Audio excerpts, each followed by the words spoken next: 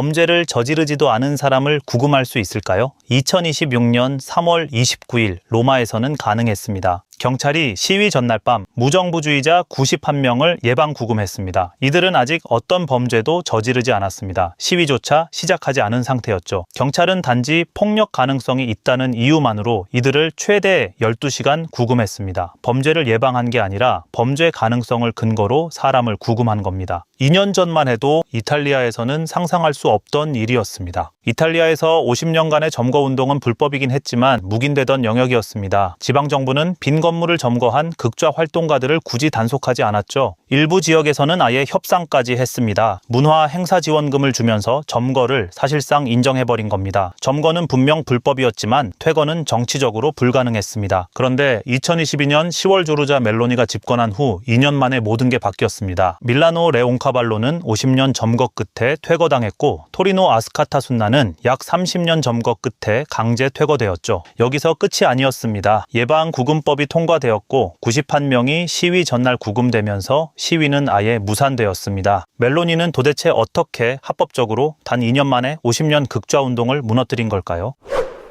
2026년 1월 31일 토리노에서 아스카타순나 퇴거에 항의하는 대규모 시위가 열렸습니다. 참가자 수는 추산에 따라 천차만별이었는데 경찰은 15,000명이라고 발표했지만 주최 측은 5만 명이라고 주장했죠. 시위는 격렬했습니다. 화염병이 날아왔고 사제 폭발물이 터졌습니다. 투석기로 돌을 날리기까지 했죠. 100명이 넘는 경찰이 부상을 입었고 한 경찰은 머리에 돌을 맞고 쓰러진 뒤 그 자리에서 집단 구타를 당했습니다. 이탈리아 경찰 노조는 이를 살인미수라고 규정했습니다. 이틀 뒤 멜로니는 병원을 찾아 부상당한 경찰들을 직접 병문안했고 기자들 앞에서 이건 시위가 아니다, 살인미수다, 평화를 외치는 자들이 경찰을 죽이려 했다라고 말했습니다. 2월 초 토리노 시위 직후 치안법 강화 법안이 발의되었고 수일 만에 통과되었습니다. 여기서 역설이 발생합니다. 시위대는 정부 탄압에 저항한다며 폭력을 사용했지만 바로 그 폭력이 멜로니에게 치안법 통과의 명분을 제공해버린 겁니다. 의회에서 멜로니는 100명이 넘는 경찰이 부상당했다. 이게 평화 시위인가라고 말했습니다. 야당은 극좌는 퇴거시키면서 극우 카사파운드는 왜 그대로 두는가라고 질문했습니다. 카사파운드는 2003년부터 로마 중심부 에스큘리노 지역 건물을 점거하고 있는 극우 조직이었죠. 멜로니는 레옹카발로와 아스카타순나는 법원 퇴거 판결이 확정되었고 카사파운드는 로마시가 법적 절차를 진행 중이다. 판결이 나면 똑같이 집행할 것이다 라고 답했습니다. 하지만 2026년 4월 현재까지 카사파운드는 여전히 그 건물을 점거하고 있습니다.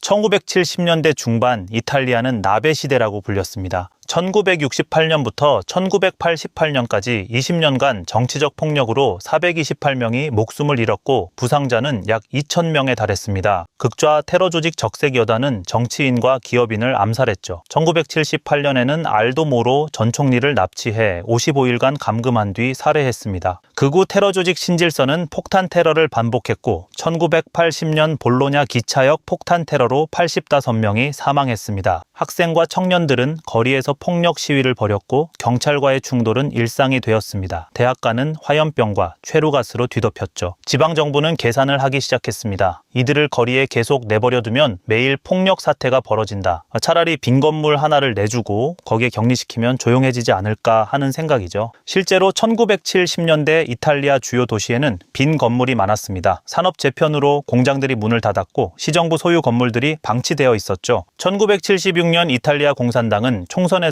득표율 34.4%를 기록했습니다. 유럽 최대 공산당이었고 의회 의석수는 228석으로 집권 기독교 민주당 263석에 바짝 근접했죠. 극좌 점거 운동은 공산당과 조직적으로 연결되어 있지는 않았습니다. 오히려 공산당을 부르주에 타협한 배신자라고 비판했죠. 하지만 공산당의 정치적 영향력 덕분에 지방의회는 점거를 강하게 단속할 수 없었습니다. 공산당 의원들이 청년들의 자율성을 존중해야 한다고 주장했고 기독교 민주당은 공산당을 자극하고 싶지 않았던 겁니다. 결국 핵심 결정이 내려졌습니다. 어차피 비어있는 건물이고 저들이 문화 행사도 하니 지역사회에 해가 되지는 않는다. 퇴거를 시도하면 폭력 사태가 날 게 뻔하다. 묵인하는 게 현실적이다. 1970년대 말 첫 사회센터 점거가 시작되었습니다. 밀라노 레옹카발로는 1975년에 점거되었고 이름은 오페라 작곡가 루지에로 레옹카발로에서 따왔죠. 점거 공간은 콘서트, 정치 집회, 무료 급식, 법률 상담을 제공하는 복합 공간으로 변모했습니다.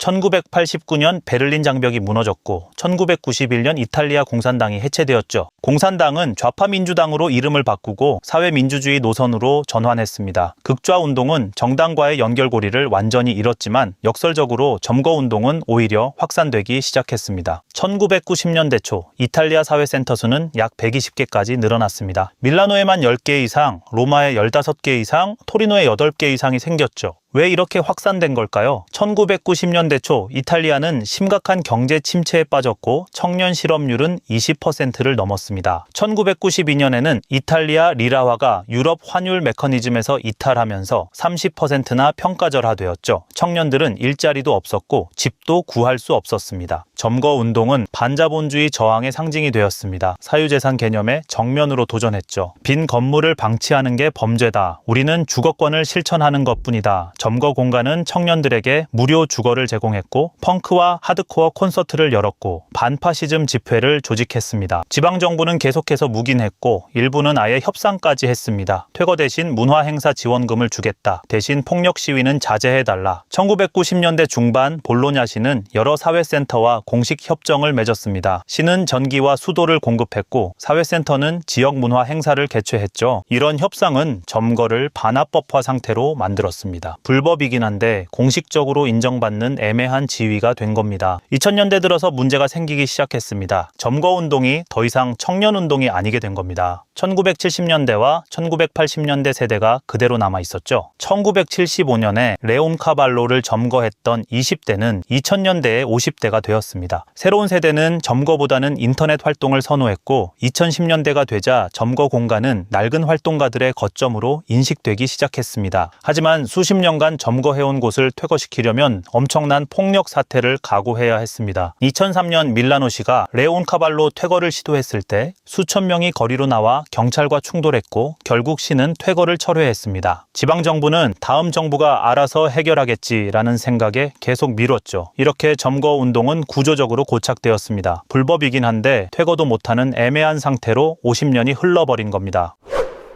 멜로니가 50년 고착을 단 2년 만에 무너뜨린 방법을 지금부터 살펴보겠습니다. 2022년 10월 22일 멜로니가 집권했습니다. 이탈리아 전후 첫 극우 정부였죠. 멜로니의 정당 이탈리아 형제당은 1946년 무솔리니 정권 지지자들이 창당한 이탈리아 사회운동당의 후계입니다. 멜로니의 정치적 계산은 명확했습니다. 지지층은 법과 질서를 중시하는 보수 유권자들이었고 극좌 점거 퇴거는 이들을 결집시킬 완벽한 카드였죠. 2025년 5월 치안법 1차가 통과됩니다. 정식 명칭은 공공안전 강화 및 불법 점거 대응 법안이었습니다. 핵심은 점거주택 퇴거 절차를 대폭 간소화하는 거였죠. 과거에는 법원 퇴거 판결이 나도 실제 집행까지 평균 3년에서 5년이 걸렸습니다. 점거자가 항소하고 지방정부는 대체 주거를 제공해야 했고 경찰은 과도한 폭력 사용 금지 원칙 때문에 강제 퇴거를 주저했던 겁니다. 2025년 5월 치안법은 모든 걸 바꿔버렸습니다. 법원 판결이 확정되면 경찰이 즉시 집행할 수 있게 됐고 점거자에게 대체 주거를 제공할 의무도 사라졌습니다. 경찰은 필요한 수준의 물리력을 사용할 수 있게 됐죠. 야당은 인권 침해라고 비판했지만 멜로니는 불법 점거가 인권인가라고 받아쳤습니다. 2025년 8월 21일 밀라노 레온카발로가 강제 퇴거됩니다. 1975년 점거 후 정확히 50년이었죠. 새벽 5시 경찰 500명이 투입됐습니다. 건물 내부에 있던 활동가 30여 명이 저항했지만 경찰은 물대포와 최루가스로 강제 진입했습니다. 퇴거 과정에서 활동가 12명과 경찰 8명이 부상당했고 멜로니는 법 앞에 예외는 없다라고 말했습니다. 야당은 다시 물었습니다. 극우 카사파운드는 왜 안 건드리는가? 카사파운드는 2003년부터 로마 중심부를 점거하고 있는 극우 조직입니다. 건물 가치는 약 400만 유로로 추정되죠. 무솔리니 초상화를 걸어두고 반이민 시위를 조직하는 곳입니다. 멜로니 측 답변은 이랬습니다. 런카발로는 법원 퇴거 판결이 2022년에 확정됐다. 카사파운드는 로마시가 법적 절차를 진행 중이다. 판결이 나면 똑같이 집행할 것이다. 내무장관 피안테도시도 거들었죠. 카사파운드도 퇴거 대상 목록에 있다. 순서가 있을 뿐이다. 실제로는 2026년 4월 현재까지 카사파운드는 여전히 그 건물을 점거하고 있습니다. 로마시가 2024년에 퇴거 소송을 제기했지만 법원 심리는 아직도 진행 중이고 야당의 이중잣대 비판은 계속되고 있습니다.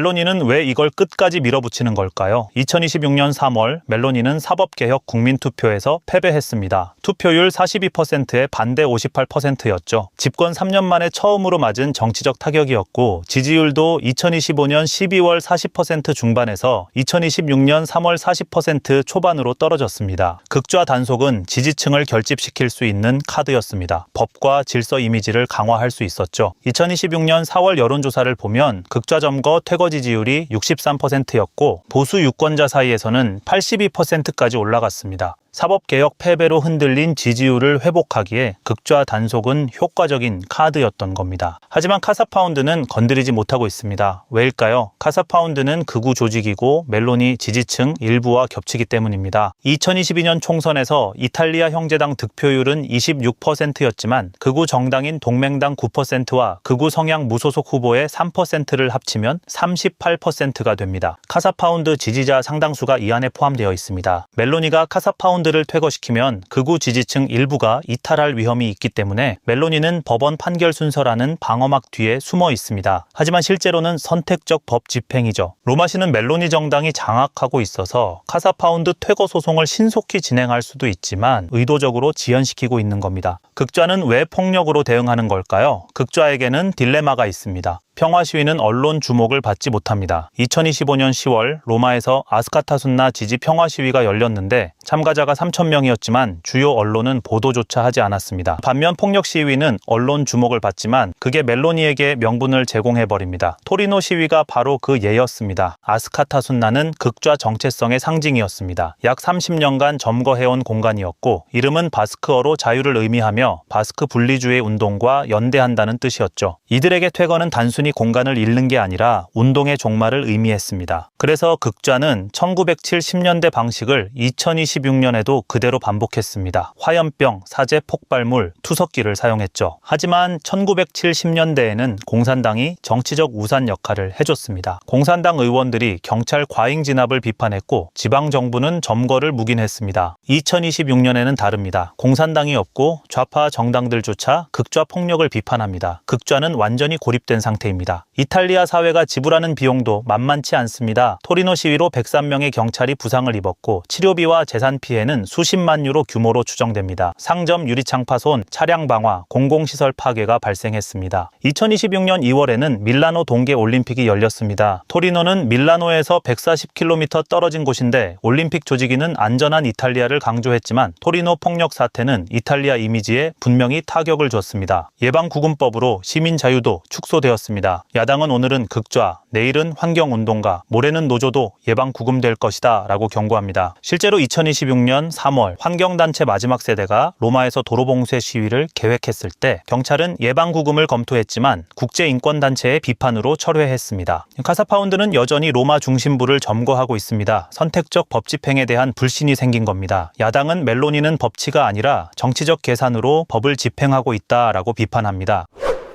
점거운동이 무너진 2026년 이탈리아 청년들은 어디로 간 걸까요? 2020년 통계를 보면 이탈리아 청년 중 약 70%가 부모와 동거하고 있습니다. 유럽 평균이 48%인데 이탈리아는 그보다 20% 이상 높습니다. 왜 이렇게 높은 걸까요? 2025년 기준 이탈리아 청년 실업률은 20% 초반이었습니다. 일자리를 구해도 임금이 낮아 생활이 어렵죠. 2025년 기준 이탈리아 25세에서 34세 평균 월급은 세전 1,450유로입니다. 밀라노 중심부 1인실 월세가 월급의 절반 이상을 차지합니다. 경제적으로 독립이 불가능한 구조입니다. 점거운동은 저렴한 주택 부족에 대한 청년들의 물리적 저항이었습니다. 1990년대 청년들은 월세를 낼 수 없으면 점거한다는 선택을 했습니다. 2020년대 그 저항은 사라졌지만 주택 부족 문제는 여전합니다. 청년들은 점거 대신 부모님 집을 선택했습니다. 왜 점거를 선택하지 않는 걸까요? 점거는 체포와 폭력의 리스크가 있기 때문입니다. 2025년 치안법 통과 후 점거 참가자는 최대 7년 징역형을 받을 수 있게 되었습니다. 부모님 집은 안전하지만 독립은 불가능하죠. 35세까지 부모와 동거하는 게 이탈리아에서 정상이 되어버렸습니다. 극좌 저항은 온라인으로 이동했습니다. SNS에서 멜로니를 비판하고 해시태그 운동을 조직합니다. 하지만 물리적 공간 없는 운동은 지속성이 없습니다. 레온카발로와 아스카타순나는 단순한 건물이 아니었습니다. 50년간 극좌 활동가들이 모이고 조직하고 문화를 만들어 온 공간이었죠. 레온카발로에서는 매주 정치 집회가 열렸습니다. 반파시즘, 반전, 이민자 권리, 노동권을 논의했습니다. 메달 콘서트가 열렸고 펑크, 하드코어, 힙합 밴드가 공연했습니다. 무료 급식도 제공되었습니다. 주3회 노숙자와 빈곤층에게 식사를 제공했죠.